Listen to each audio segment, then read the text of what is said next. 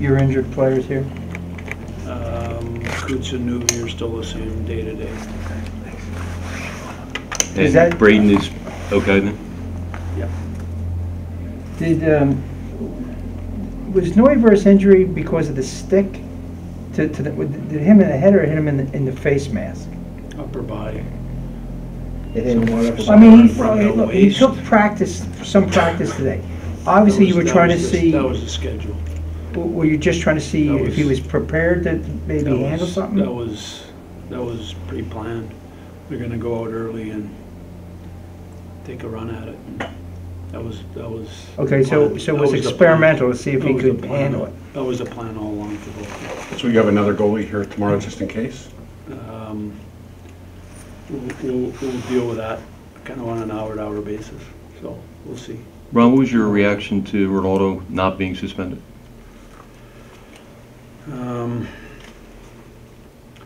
I guess it's all how you look at it, but I thought it was an irresponsible hit, and I thought there'd be something. That's not my job. Your players, he was really well liked here, and today your players didn't really have any reaction at all. It was as if they were afraid to say something because he was a former teammate that was well liked. I mean, what kind of response do you want from your players after something like that? Well, you want your players to stick up for their teammates. I mean, but that happens on the ice, not the verbal stuff. That doesn't get anybody anywhere. Was one of the reasons why you got rid of him because of the style that he plays with suspensions and dirty hits? I'm not going to talk about that. Zach's he's an effective NHL player. Players like Ronaldo, does it become a daily, they don't know how or where the line's going to fall kind of thing? I mean, well, first of all, the guy's short, so he's coming up on Couturier no matter what.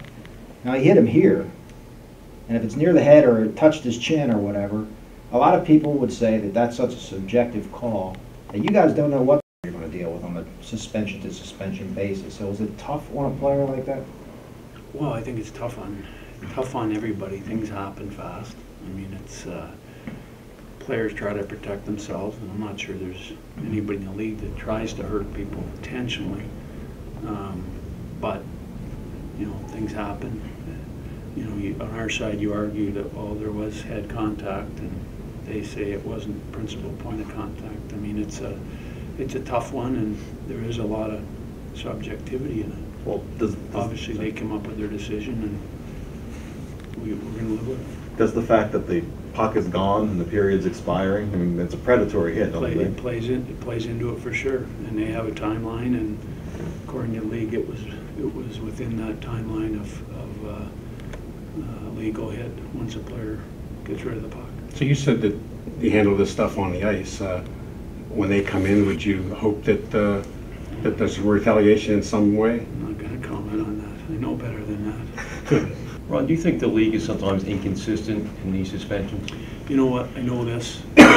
In fairness to the league, I would not want to have that job.